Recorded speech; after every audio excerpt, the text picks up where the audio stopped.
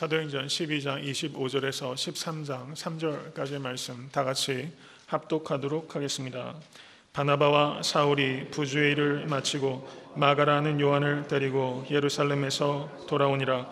안디옥 교회에 선지자들과 교사들이 있으니 곧 바나바와 니게르라 하는 시므온과 구레네 사람 루기오와 분봉왕 헤롯의 젖동생 마나엔과 및 사울이라. 주를 섬겨 금식할 때에 성령이 가라사대 내가 불러 시키는 일을 위하여 바나바와 사울을 따로 세우라 하시니 이에 금식하며 기도하고 두 사람에게 안수하여 보내니라. 아멘. 하나님의 말씀입니다. 여러분, 내일이면 드디어 애틀랜타 섬기는 교회가 이 단기 선교를 처음 가게 됩니다. 교회마다 단기 선교 그리고 선교를 왕성하게 하는 교회들도 있지만 이제 개척해서 이제 3년이 지나서 단기 선교를 처음 이제 가게 되었다. 여러분, 저만 흥분되는 것은 아닐 것이라 생각합니다. 우리 애틀랜타 섬기는 교회 그 단기 선교를 처음 갈 수 있는 이 선교의 첫 걸음을 내딛게 됐다는 것, 하나님께서 우리에게 허락하여 주신 기회요, 또 책임이라고 믿으실 수 있는 여러분과 제가 될 수 있기를 간절히 바랍니다. 그래서 오늘 본문 말씀으로 안디옥 교회가 선교사를 역사상 교회를 통하여 처음 파송하는 장면을 오늘 말씀을 나누고자 결정하게 된 것입니다. 오늘 본문은 기념비적인 사건이라고 할 수 있습니다. 사도행전 8장을 보시면 빌립 집사를 통하여 이디오피아 내시가 회심하는 일이 있었습니다. 그리고 사도행전 10장을 보시면 베드로를 통하여 로마 사람 고넬료가 회심한 내용이 기록되어 있습니다. 두 명의 이방인이 회심하였지만 두 경우가 모두 개인을 통하여 복음을 영접한 경우입니다. 그런데 오늘 본문에 이르러서 사도행전 13장에 이르러서 처음으로 교회를 통하여 성령님께서 본격적으로 이방을 향하여 열방을 향하여 선교가 시작되는 역사의 대전환이 이루어지고 있는 위대한 장면이 바로 사도행전 13장입니다. 저는 여러분이 모쪼록 이 본문을 읽으시면서 무감각하게 읽으시는 것이 아니라 심장이 박동이 뛰는 그런 마음을 가지고 감격을 가지고 오늘 본문 말씀을 여러분과 제가 은혜를 받을 수 있게 되길 간절히 바랍니다. 중차대한 세계 선교의 전초기지로 처음 쓰임 받았던 이 안디옥 교회. 근데 이 안디옥 교회가 불과 교회가 개척된 지 2년을 겨우 넘기는 어린 교회라는 사실입니다. 그리고 예루살렘 교회와 비교해 볼 때 턱없이 작은 교회가 이 안디옥 교회였습니다.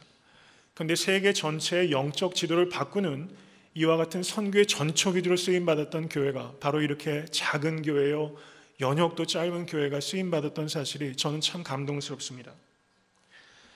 저는 이번 단기 선교를 처음 시작하면서 애틀랜타 섬기는 교회가 이 안디옥 교회와 같이 쓰임받기 원하는 간절한 소원이 있습니다.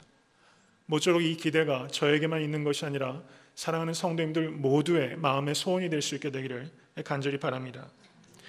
그러면 어떻게 하면 우리 애틀랜타 섬기는 교회가 안디옥 교회처럼 쓰임받을 수 있겠습니까? 여러분, 그 질문을 깊이 생각하실 수 있게 되기를 바랍니다. 저는 안디옥 교회가 태동하는 순간부터 그리고 안디옥 교회가 성경에 기록되어 있는 모든 과정들을 묵상하면서 이 안디옥 교회의 성격을 한마디로 요약하자면 저는 안디옥 교회를, 여러분 표현이 좀 이상할지 모르겠어요. 오늘 설교의 제목이 뭡니까? 바보 교회입니다. 바보 교회. 이 안디옥 교회는 바보 교회입니다. 바보 같은 교회였기 때문에 세계 선교의 전초 기지로 쓰임 받아서 여러분 영적 지도를 바꾸는 데 쓰임 받은 큰 교회가 된 걸로 믿습니다. 여러분, 세상의 개인도 그리고 교회도 갈수록 영악해지는 시대를 우리가 살고 있습니다. 저는 애틀랜타 섬기는 교회가 이제 3년을 뒤로하고 이제 더 이상 우리는 개척교회라고 저도 말하지 않을 것입니다. 여러분도 개척교회 성도라고 생각하지 마십시오. 여러분, 숫자가 문제가 아니라 이제 개척교회라는 데 기대어서 더 이상 어린아이와 같이 무책임하게 우리만 생각하면서 교회가 교회로 있어서 안 되기 때문에 이제 저는 더 이상 저 자신을 개척교회 목사라고 이야기하지 않을 것입니다. 성도님들께서도 그렇게 이야기하지 않게 될 수 있기를 간절히 바랍니다. 저는 여러분과 제가 우리 애틀랜타 섬기는 교회는 지금 이 순간부터 더욱더 바보 교회가 되기 위해서 매진하기로 이 시간에 결단하실 수 있는 여러분과 제가 될 수 있기를 간절히 바랍니다. 제가 왜 안디옥 교회를 바보 교회라고 이야기하는가? 거기에는 여러 가지 이유가 있습니다.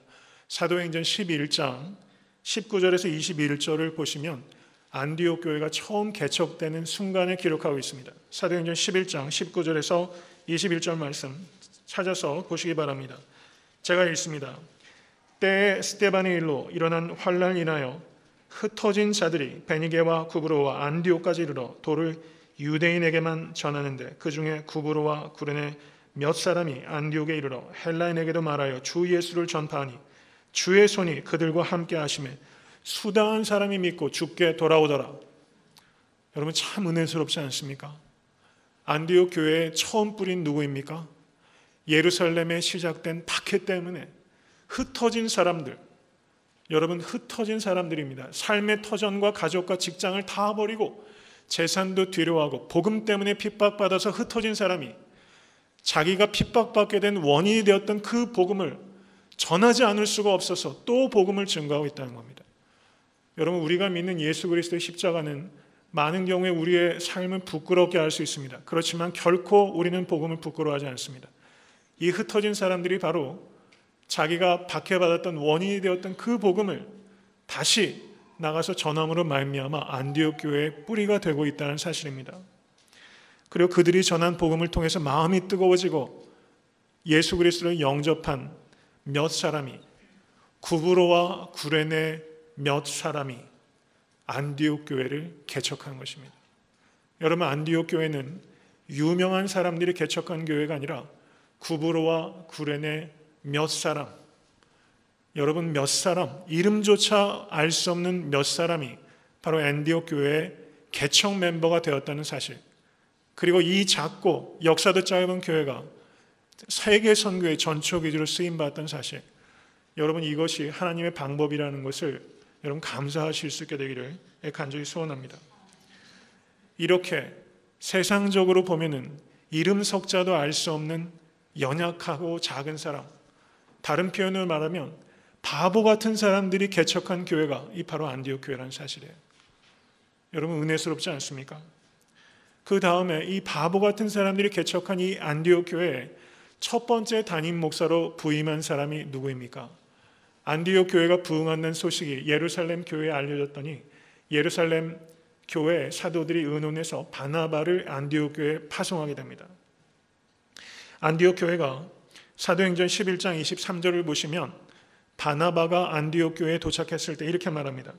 하나님의 은혜를 보고 기뻐하여 모든 사람에게 굳은 마음으로 주께 붙어 있으라.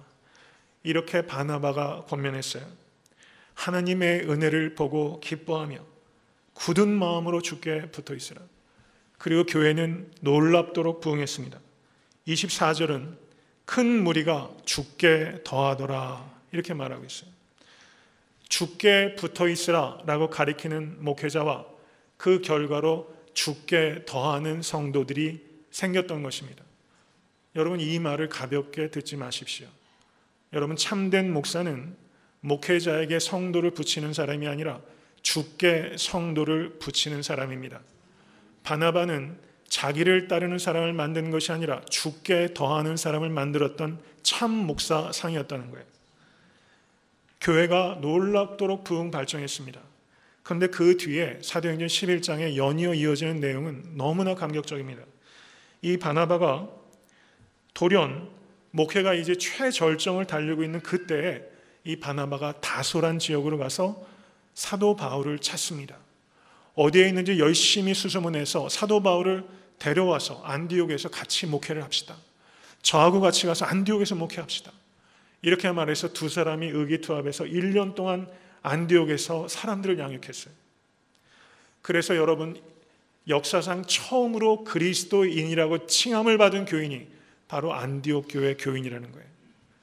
그리스도인이란 이름을 처음 받았던 변화된 성도들, 바로 그 변화는 이 바나바와 바울의 1년 동안에 같이 양육한 결과였습니다. 여러분 바나바와 바울을 비교해 보시면 여러분 바나바, 바울은 바나바와 비교할 수 없을 정도로 탑 클래스에 있는 사람입니다. 가말리엘 문화에서 수확한 랍비 중의 랍비입니다. 바리새 중의 바리새인입니다. 율법의 의로는 흠이 없던 자였습니다. 그리고 헬라 문화와 히브리 문화에 두루 정통한 사람이었고 바일링구얼이었고 여러분 완전히 세계화된 사람이었습니다. 바나바가 여러분 목회가 여러모로 어렵고 그리고 목회가 다운이 돼서 목회의 돌파구로 바울을 불러온 것이 아니라 목회가 너무너무 잘 되고 부흥되는 그 순간에 이 바나바는 자기보다 못한 사역자를 청미한 것이 아니라 자기보다 모든 면에서 월등하고 하나님께서 크게 쓰시는 사울을 이 바나바가 청비하고 있다는 사실이에요. 여러분 이게 너무나 놀랍지 않습니까? 여러분 그저 팀 미니스트리를 하기 위해서 어떤 특정 분야의 전문가를 모셔오는 것이 아니라 바나바가 바울을 모셔올 때는 나는 바울의 그림자가 되겠다는 결단을 이미 하고 있는 것입니다. 여러분 목회자가 자기보다 더 설교를 은혜롭게 하고 사람들을 변화시키는 목회자를 불러서 같이 목회하자고 하기가 쉽다고 생각하세요? 여러분 어렵습니다. 여러분 그 대학교 때 여학생들이 미팅하게 되면요, 우리 교회 청년들은 어떤지 모르겠어요. 자기보다 절대 예쁜 여자는 안 데리고 간다고 그러지 않아요? 가만히 보면 그거 맞는 것 같아요. 여러분 여기서 바나바가 어찌 그 이야기와 여기서 바나바의 행동을 비교한다는 것이 어떻게 보면 좀 불경할 수 있죠. 근데 바나바가 바울을 모셔온다는 것, 여러분 여기에 기적이 있는 것을 생각하십시오. 바나바는 자기 이름을 위해서 목회하는 사람이 아니라 하나님의 이름을 위해서 목회하는 사람이었기 때문입니다. 자기 목회의 성공을 위해서 헌신한 사람이 아니라 하나님 나라의 성공을 위해서 헌신한 사람이었기 때문에 여러분 바나바는 바울을 모셔올 수 있었어요. 그런데 여러분 이제 바나바와 바울이 세계 선교를 떠나게 됩니다.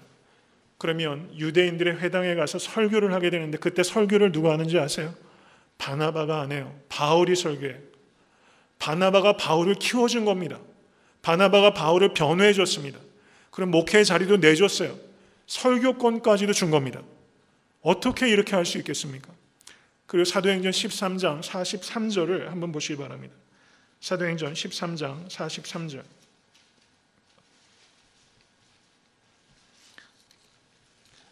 같이 한번 봉독하겠습니다. 패회한 후에 유대인과 유대교에 입교한 경건한 사람들이 많이 바울과 바나바를 쫓으니 두 사도가 더불어 말하고 항상 하나님의 은혜 가운데 있으라 권하니라. 아멘. 여기서 이름의 순서가 어떻게 되고 있어요? 바울과 바나바라고 되어 있어요. 사도행전 오늘 본문 13장 1절을 보십시오.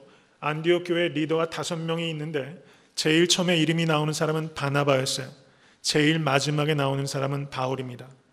그런데 이 사도행전 13장 43절 이후로는 바나바와 바울이라는 이름의 순서가 바뀌어요. 바울이 먼저 나오고 바나바가 뒤에 나옵니다. 바나바는 바울을 모실 때 나는 그림자가 되겠다고 결단한 사람이고 실제 그렇게 됐다는 사실입니다. 여러분 바보 같은 목사 아닙니까? 여러분 바보 같은 사람들이 시작한 교회에 바나바와 같은 바보 같은 목회자가 초대 담임 목사로 부임해서 사역했던 거예요. 저는 제가 성도님들께 이런 기쁨을 좀 드리고 싶어요.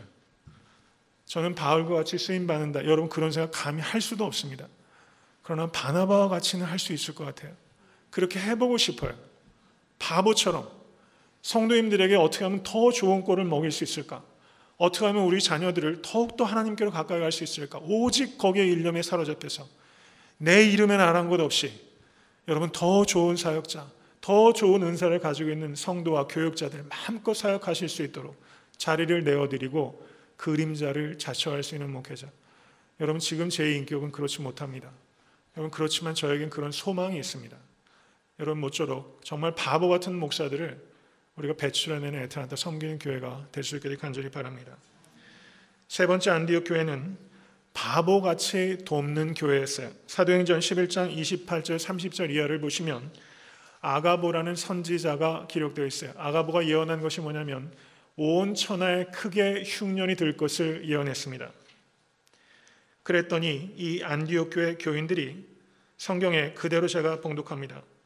제자들이 각각 그 힘대로 유대에 사는 형제들에게 부조를 보내기로 작정하고 이를 실행하여 바나바와 사울의 손으로 장로들에게 보내니라 이렇게 말씀하고 있어요. 안디옥 교회는 불과 2년밖에 안 된 개척교회. 여러분도 저희 교회는 3년 됐습니다. 여러분 돈 필요한 데가 얼마나 많은지 모르겠어요. 쓸 것이 너무 많아요. 안디옥 교회는 안 그랬겠어요? 여러분, 안디옥 교회의 대다수의 사람은 매우 가난한 사람이었고 그 중에 많은 사람들이 노예였습니다. 여러분, 헌금을 내면 얼마나 낼 수 있는 교회였겠어요? 제코가 석자인 교회입니다. 근데 온 천하에 흉년이 들었어요. 안디옥 교회 교인들도 흉년의 피해를 받고 있는 겁니다. 근데 예루살렘 교회의 흉년의 정도가 더욱더 심하다는 것이 이 사람들이 들었어요. 그래서 자기 주머니를 털지 않을 수 없었던 겁니다. 그래서 몇몇 사람이 한 것이 아니라 각각 그 힘대로 부조를 내놓았다. 온 교회 성도들이 합심하여 예루살렘 교회를 돕기 위해서 디아코니아, 부조라는 것은 서비스, help 이런 뜻입니다. 서비스를 보낸 겁니다. 섬김을 보낸 교회가 바로 안디옥 교회입니다. 성경에 처음으로 다른 교회를 위하여 헌금을 드렸던 교회, 그 영광스러운 교회가 바로 이 안디옥 교회라는 거예요. 바보 같은 교회 아닙니까? 자기가 먹을 것 아껴가면서 자기 쓸 것 안 써가면서 지금 예루살렘 교회를 돕고 있는 이 안디옥 교회. 여러분, 11장 29절 30절을 보시면 여기에 중요한 단어가 나오고 있어요. 11장 29절 제일 뒤를 보십시오. 유대에 사는 형제들에게 부조를 보내기로 작정하고 이를 실행하여 바나바와 사울의 손으로 장로들에게 보내니라. 작정하고 실행하고 보내는 교회예요. 탁상공론에 그치는 교회 아니었다는 겁니다. 작정하고 실행하고 보내는 교회. 여러분, 정말 강한 교회는 어느 교회입니까? 여러분, 큰 교회가 아니에요. 작정하고 실행하고 보낼 수 있는 교회. 여러분, 애타한테 섬기는 교회도 앞으로 우리가 필요한 필요들은 무수하게 많습니다. 근데 우리 필요를 다 채우고 그 다음에야 돕는 교회 되는 것을 저는 원치 않습니다. 여러분, 우리가 우리의 것을 아껴가면서 다른 교회를 도울 수 있는 그런 바보 같은 교회, 그런 교회가 바로 안디옥 교회였고, 이런 교회를 세워가는 것에 우리의 뜻이 있다고 저는 생각합니다. 그 다음에 13장 1절 말씀을 보시기 바랍니다. 13장 1절 말씀. 안디옥 교회에 선지자들과 교사들이 있으니 곧 바나바와 니게르라는 시몬과 구레네 사람 루기오와 분봉왕 헤롯의 젖동생 마나엔과 및 사울이라. 5명의 안디옥 교회 리더들이 소개되고 있어요. 이 5명의 면면을 보면 매우 상이한 사람들로 구성된 이상적인 팀워크입니다. 매우 상이한 사람들로 구성된 이상적인 팀워크가 있는 교회가 바로 이 안디옥 교회였어요. 제일 먼저 언급되고 있는 이 바나바는 유대인입니다. 구레네 태상의 레위 지파 사람이었어요.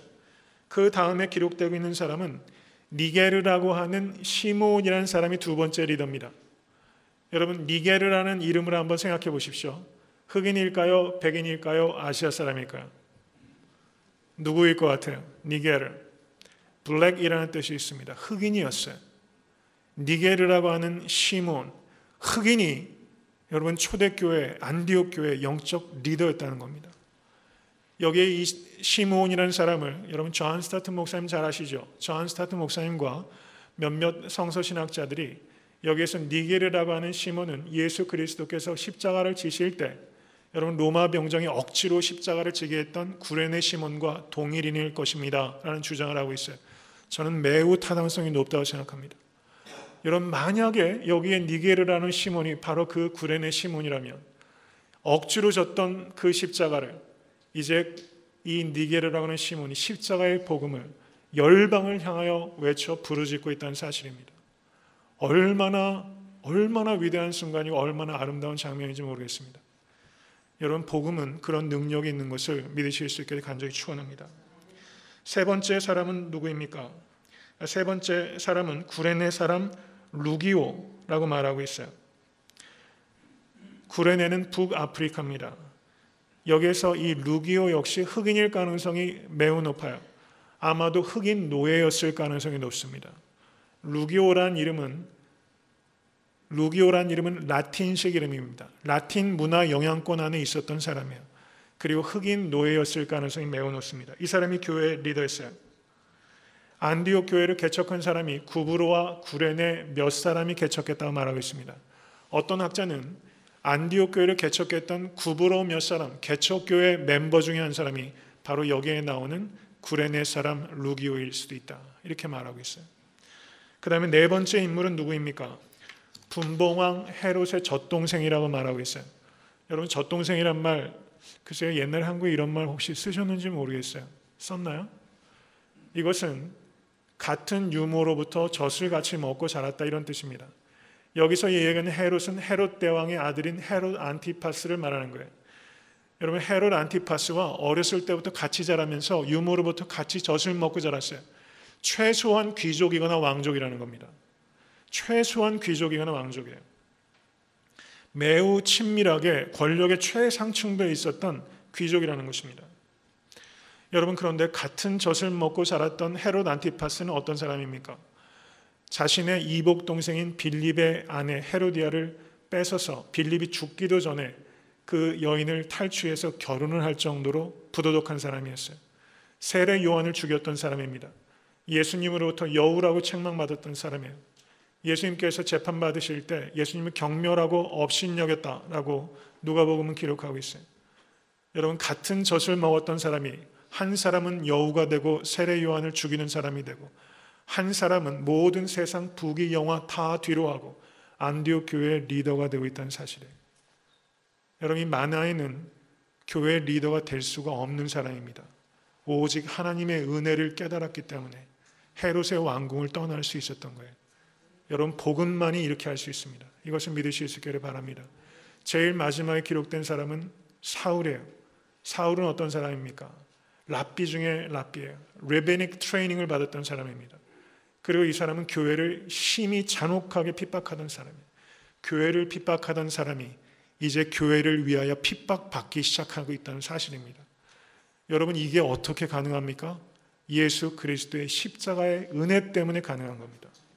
여기에 있는 5명은 어울릴래야 어울릴 수 없는 사람, 인종적으로 완전히 다른 사람, 그리고 문화적으로 완전히 다른 사람, 히브리와 헬라와 로마 문화권에 있던 사람, 왕족이었던 사람과 노예였던 사람이, 지역적으로도 또 멀리 떨어져 있는 사람이, 연령의 차이 있는 사람이 오직 예수 그리스도의 평화의 복음 때문에 하나가 되어서 유니티를 이루고 있다는 사실이에요. 여러분, 죽었다가 살아야지만 기적입니까? 사도행전 13장 1절은 평화의 복음이 만들어내는 기적을 여기에 기록하고 있는 거예요. 여러분, 여기에서 기적을 읽으실 수 있게 간절히 축원합니다. 여러분, 애타한테 섬기는 교회는 안디옥 교회만큼 다양한 배경을 갖고 있지 않아요. 우리는 많이 달라요.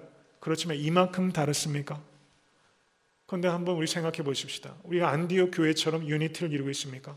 제가 지난주에 뭐라고 설교했습니까? 겸손과 섬김으로 연합합시다 라고 기도했어요. 그렇게 설교했습니다. 어려운 일입니다. 어떨 때 이런 일들이 벌어집니까? 바보가 될 때 가능한 거예요. 바보처럼 사랑해야지만 이 5명이 하나가 될 수 있는 거예요. 여러분, 모쪼록 바보처럼 끝까지 사랑하시는데 헌신하실 수 있게 간절히 축원합니다. 여러분, 혹시 제가 주기도문을 할 때 의식하시는지 잘 모르겠어요. 제가 발음을 어떤 걸 좀 부정확하게 해요. 그래서 뜻이 하늘에서 이루어진 것 같이 해서 뜻이 그랬어요. 근데 저희 어머니께서 국민학교 선생님이셔가지고 그걸 지적을 해주셨어요. 때때로는 노트에다 이렇게 적어주십니다. 뜻이, 화살표, 뜻이. 그 이야기를 제가 2년 반 들었어요. 그런데 처음 들었을 때 제가 어머니께 그냥 좀 역정을 냈어요. 아이고, 죄송합니다.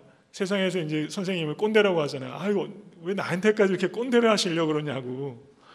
뜻이면 어떠고 뜻이면 어떠냐고. 성도님들 다 알아듣는다고. 고쳐야 된다고 생각하지도 않았고요. 고치려고도 안 했어요. 근데 제가 한 2-3달 된 것 같아요. 새벽 예배 때 제가 뜻이 하늘에서 이루어진 것 같이 그게 되기 시작했어요. 와, 얼마나 감사한지 모르겠더라고요. 어느 순간 뜻이가 나오기 시작하더라고요. 그리고 제가 요즘에 집사람하고 이야기를 하다 보면 집사람이 저한테 지적하는 게 있어요. 뭘 지적하냐면 제가 무슨 얘기를 하다 보면 뭐더러 그랬어?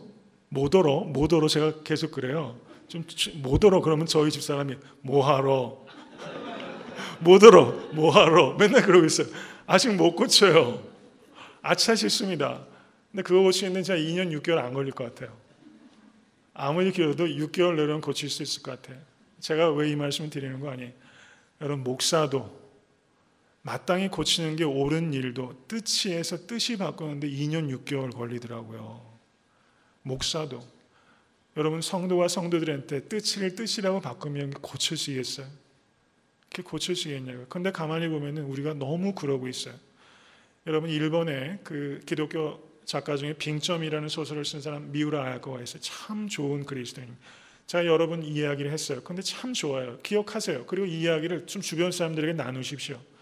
이 미우라 아야코가 참 병이 깊었습니다. 어렸을 때부터 약했어요. 그런데도 심성이 착해서 어머니를 많이 도왔어요. 근데 미우라 아야코의 그 동생이, 남동생이 어린아이가 엄마를 돕는다고 엄마 그릇 옮기는 거를 자기가 돕겠다고 말리는데도 그릇을 이렇게 옮기다 와장창 다 깨뜨렸어요. 엄마가 좋아하는 그릇을 다 깨뜨렸어요. 그러니까 미우라가 너무 속이 상해가지고 자기 동생을 막 혼냈어요. 그랬더니 어머니가 미우라를 이렇게 조용히 부르시더니 이야기를 하더라는 겁니다. 아야짱, 너는 한 번도 실수를 하지 않을 것처럼 동생을 혼내는구나. 이렇게 말했어요. 여러분 성도와 성도들을 향하여 우리가 서로 실수할 수 있습니다. 여러분 그럴 때 한 번도 그릇 안 깰 사람처럼 너무 박하게 혼내지 마세요. 여러분 그러면 안 됩니다. 여러분 저도 뜻으로 바꾸는데 2년 6개월 걸릴 만큼 완고한 사람이에요.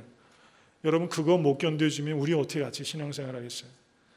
여러분 모쪼록 서로 연합하실 수 있게 주님을 간절히 축원합니다.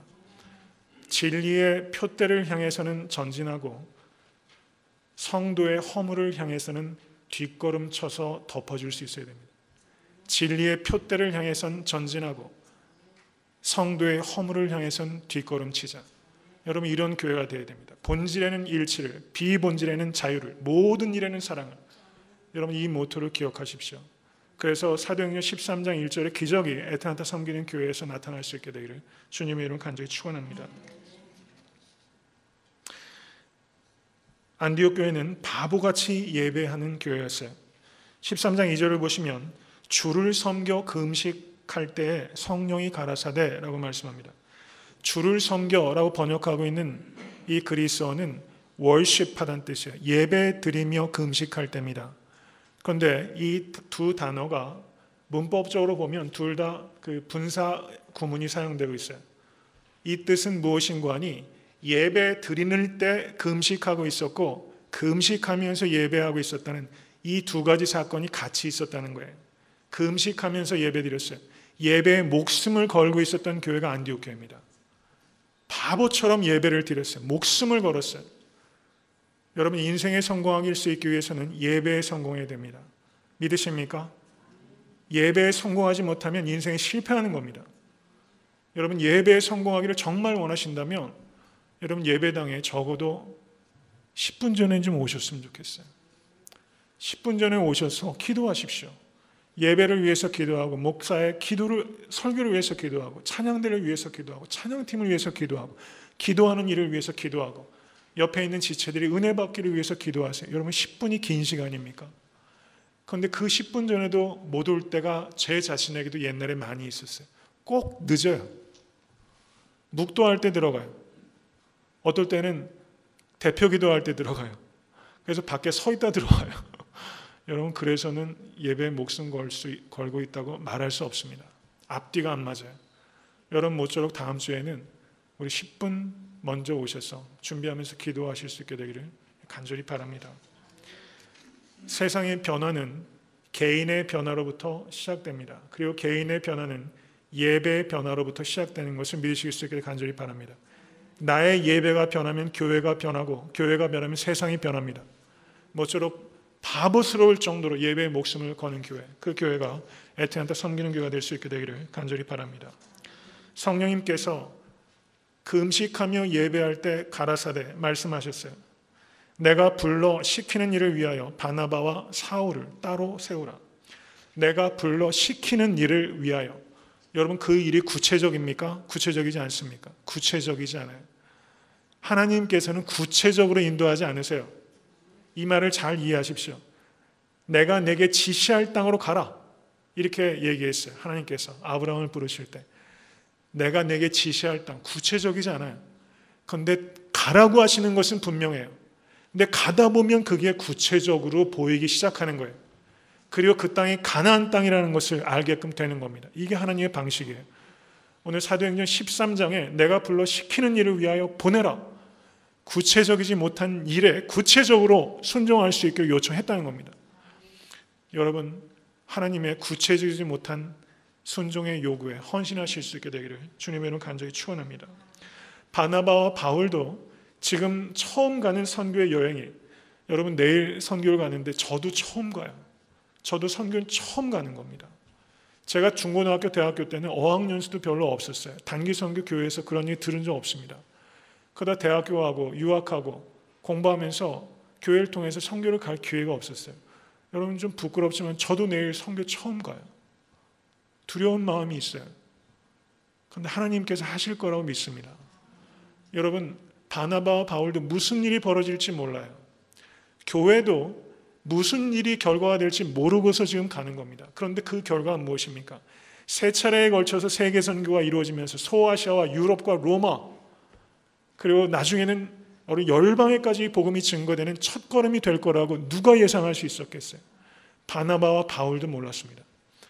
여러분, 교회가 수도 없이 세워졌어요. 그리고 사도 바울께서 성경을, 서신서를 기록했는데 몇 권을 서신서 씁니까? 13권 썼어요.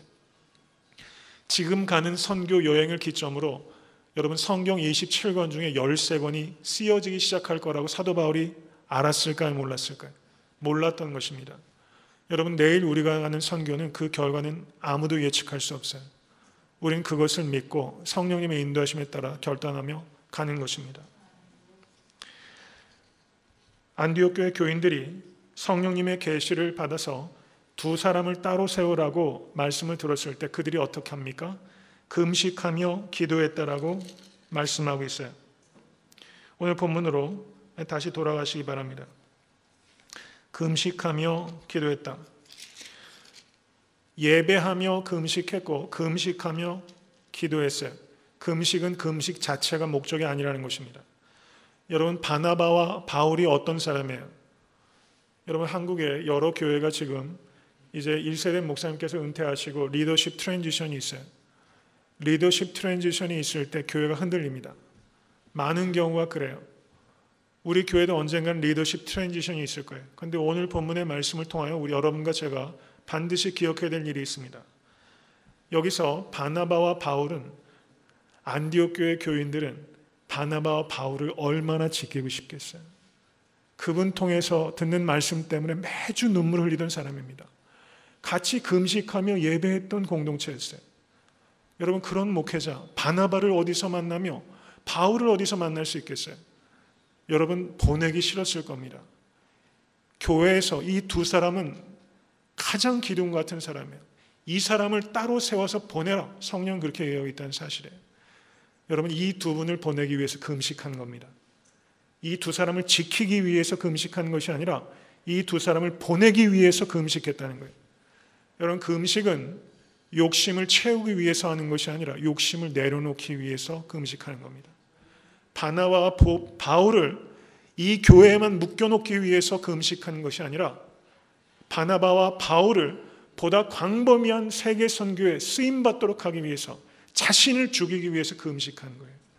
그래서 바나바와 바울을 내놨어요. 여러분, 교회가 애틀랜타에 한국 교회가 몇 개? 한 3, 4개 된대요. 애틀랜타 섬기는 교회는, 여러분 이 표현을 용서하십시오, 살아남을까요? 살아남을 수 있을까요? 교회가 얼마나 세워졌다가 문을 닫고 하는 일들이 많아요. 이 안디옥 교회는 불과 2년밖에 안 됐어요. 바나바와 바울을 내보내면서 우리는 서바이브 할 수 있을까? 이렇게 생각했으면 절대 바나바와 바울을 내놓지 못합니다. 안디옥 교회 교인들은 서바이브를 목적으로 한 게 아니라 리바이벌, 이 땅의 부흥을 목적으로 하던 교회였어요. 여러분, 애틀랜타 섬기는 교회는 절대 서바이브를 질문하는 교회가 되서는 안 됩니다. 리바이벌을 위해서 쓰임받는 교회가 되기로 결단하셔야 됩니다. 그리고 가장 중요한 인적 자원과 가장 중요한 물질을 여러분, 우리 안에서만 맴맴 돌면서 사용될 것이 아니라 내보내야 돼요. 우리가 다 쓸 거 다 쓰고 나중에 기회는 없어요. 쓸 거는 언제나 있습니다.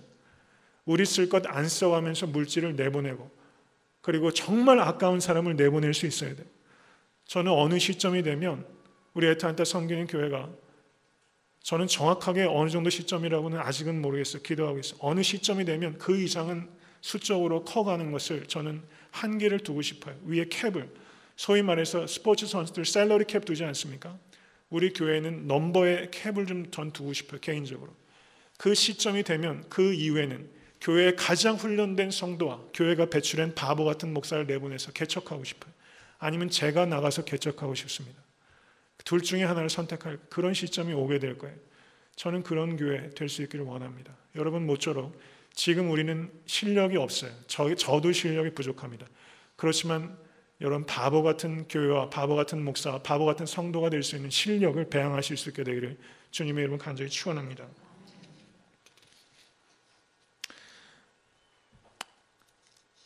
바나바와 바울을 내놓는 일은 쉬운 일도 아니었습니다. 고통스러운 일이었습니다. 그렇지만 좋은 일이었고 열매 맺는 일이었어요. 성도님들의 삶에서도 여러분 쉽지 않고 어렵고 고통스러운 일이 있어요. 그것을 결단하십시오. 여러분들이 내려놓아야 되는 바나바와 바울이 있어요. 내려놓으면 죽을 것 같은데 그것을 내려놓으면 삽니다. 나도 살고 가정도 살고 교회도 살아요. 여러분께서 보내야 될 바나바와 바울이 무엇인지를 생각하실 수 간절히 축원합니다. 우리 교회는 바보 성도, 바보 목사, 여러분 바보 교회. 여러분 듣기 참 좋지 않아요? 우리 좀 바보가 됩시다. 이제 하나 동영상을 보려고 해요. 조선 땅에 복음의 씨앗을 심기 위해서 왔던 바보 같은 선교사 한 사람을 소개하고자 합니다. 이번 이 동영상을 통해서 은혜 받으실 수 있게 되길 바랍니다. 주여, 지금은 아무것도 보이지 않습니다. 주님, 메마르고 가난한 땅, 나무 한 그루 시원하게 자라오르지 못하고 있는 땅에 저희들을 옮겨와 심으셨습니다. 그 넓고 넓은 태평양을 건너왔는지 그 사실이 기적입니다. 주께서 붙잡아 뚝 떨어뜨려 놓으신 듯한 이곳, 지금은 아무것도 보이지 않습니다. 보이는 것은 고집스럽게 얼룩진 어둠뿐입니다. 어둠과 가난과 인습에 묶여있는 조선 사람뿐입니다. 그들은 왜 묶여있는지도 고통이라는 것도 모르고 있습니다. 고통을 고통인 줄 모르는 자에게 고통을 벗겨주겠다고 하면 의심부터 하고 화부터 냅니다. 조선 남자들의 속셈이 보이지 않습니다. 이 나라 조정의 내심도 보이질 않습니다. 가마를 타고 다니는 여자들을 영영 볼 기회가 없으면 어쩌나 합니다. 조선의 마음이 보이지 않습니다. 그리고 저희가 해야 할 일이 보이지 않습니다.